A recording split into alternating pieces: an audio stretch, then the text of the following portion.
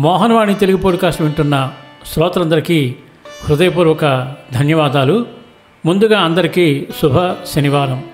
సత్సంగ బోధ కార్యక్రమాన్ని ఆదరిస్తూ ఈ కార్యక్రమాన్ని ఎంతో భక్తి శ్రద్ధలతో ఎక్కువ మందికి వినిపిస్తున్న మీ అందరికీ కూడా పేరు పేరున హృదయపూర్వక ధన్యవాదాలు తెలియజేసుకుంటూ ఈరోజు కూడా సత్సంగ బోధలో ఒక అద్భుతమైన కథ అందరం కలిసి విని తరించి ఎక్కువ మందికి షేర్ చేద్దాం. ఈరోజు మన శీర్షిక నిస్వార్థ భక్తి.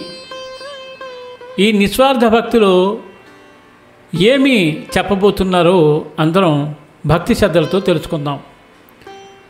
అనగనగా ఒక గ్రామంలో నిత్యం శివపూజ చేసే శివభక్తులు ఉండేవారు. శివనామస్మరణ చేయకుండా మంచినీళ్లు కూడా ముట్టుకొని మహాభక్తుడు. కొద్దిగా వ్యవసాయ భూమి ఉంటే సాగు చేసుకుంటూ కుటుంబం పోషించుకునేవారు. శివనామమే ఊపిరిగా బ్రతికే ఈ శివభక్తుడు ఏ పని చేసినా శివనామస్మరణ చేస్తుండడం వల్ల అది మహా తపస్సు అయింది. అతనికి రకరకాల పూలతో శివయ్యని అలంకారం చేసి మురిసిపోవడం, పూలతో అర్చన చేయడం చాలా ఆనందిస్తూ ఉండేవాడు. వీరి భక్తిని మేకలు కాచే గొల్లవాడు గమనిస్తూ వారిలాగా పూజ చేయలేకపోయినా శివనామస్మరణ చేయడం అలవాటు చేసుకున్నాడు.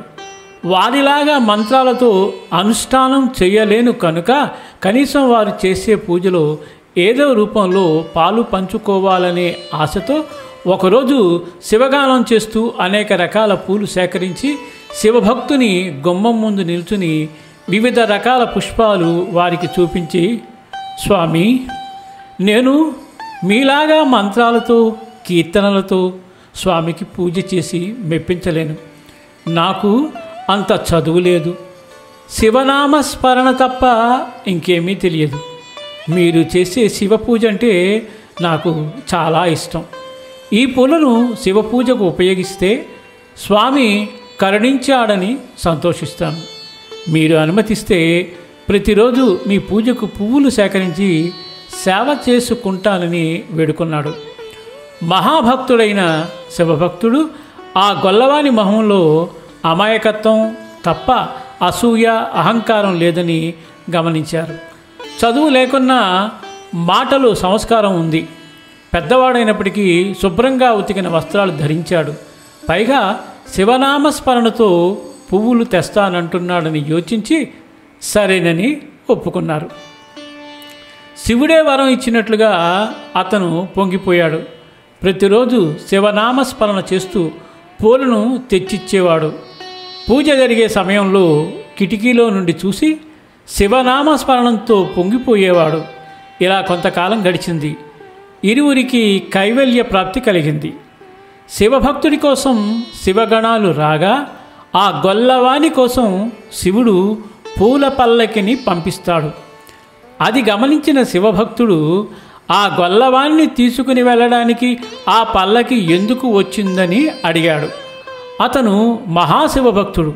ప్రతినిత్యము నామస్మరణ చేస్తూ ఒక మహాశివభక్తుడు చేసే శివ పూజకు భక్తిగా పూలు సమర్పించేవాడు. అతను భక్తిగా సేకరించే సమయంలోనే ఆ పూలు శివుని పాదాల చెంతకు చేరేవి. అతను ఒక భక్తుడికి మంచి మనసుతో సహాయం చేయడం వల్ల తన కర్మల నుండి విముక్తి పొందాడు. అతని భక్తికి మెచ్చిన ఆ శివయ్యే పూల పల్లకి పంపారు అని వివరించారు. ఆ శివభక్తుడు గొల్లవాని నిస్వార్థమైన సేవకు దక్కిన ఫలితాన్ని చూసి ఆనందపడ్డారు. శివగణాలతో వెళ్ళిన శివభక్తుని కన్నా ముందే పుష్ప పల్లకిలో ఆ గొల్లవాడు శివుని సన్నిధి చేరుకున్నాడు. భగవంతుని నమ్మేవారు కొందరు, నమ్మని వారు మరికొందరు.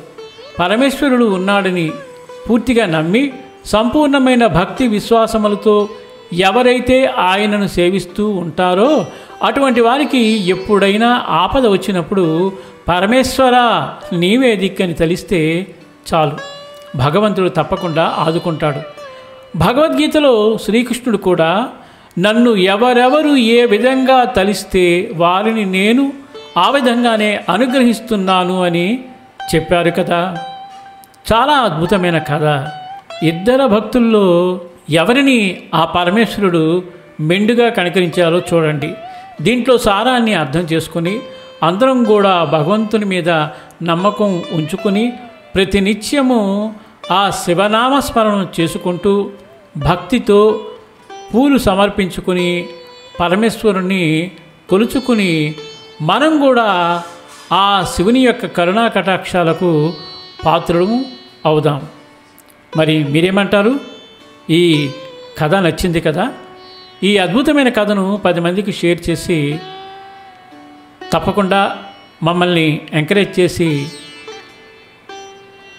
ఆశీర్వదిస్తారని మనస్ఫూర్తిగా కోరుకుంటున్నాను. అలాగే మిమ్మల్ని ఒక్క రిక్వెస్ట్ చేసుకుంటున్నాను. ఈ ఒక్క వీడియోకి కనీసం ఒక 10 మంది సబ్స్క్రైబ్ చేసుకున్నట్లయితే మాకు చాలా చాలా ఉత్సాహంగా ఉంటుంది. నేను ఎక్కువ కూడా అడగట్లేదు, జస్ట్ 10 మంది ఎవరైతే ఇప్పటివరకు మన ఛానల్ని సబ్స్క్రైబ్ చేసుకోలేదో వారందరూ తప్పక సబ్స్క్రైబ్ చేసుకుని మన ఛానల్ని ఎంకరేజ్ చేస్తారని మనస్ఫూర్తిగా కోరుకుంటూ, ఇంత అద్భుతమైన కథను మనకు అందించిన మన శ్రీ యలవర్తి శేఖర్ రాజు గారికి మోహనవాణి మరియు మోహనవాణి శ్రోతల తరపున సత్సంగ ప్రియుల తరపున హృదయపూర్వక ధన్యవాదాలు తెలియజేసుకుంటూ మళ్ళీ మరొక అద్భుతమైన కథతో మీ ముందుకు వస్తాను. సర్వేజన సుఖినో భవంతు, లోకా సమస్త సుఖినో భవంతు. ధన్యవాదాలు. స్వస్తి. మోహనవాణి తెలుగు పోడ్కాస్ట్ వింటున్న శ్రోతలందరికీ హృదయపూర్వక ధన్యవాదాలు. వినండి, వినిపించండి, వింటూనే ఉండండి మోహనవాణి తెలుగు పోడ్కాస్ట్. మీరు వింటున్నారు మోహనవాణి. మా కార్యక్రమాలు మీకు నచ్చితే ఇప్పటివరకు మా ఛానల్కి సబ్స్క్రైబ్ చేసుకోకపోతే వెంటనే ఈ క్షణమే సబ్స్క్రైబ్ చేసుకుని ఆ పక్కనుండే బెల్ బటన్ని మ్రోగించి అందరికీ షేర్ చేసి మీ విలువైన కామెంట్ను కూడా చేసి మమ్మల్ని ప్రోత్సహిస్తారని కోరుతున్నాను.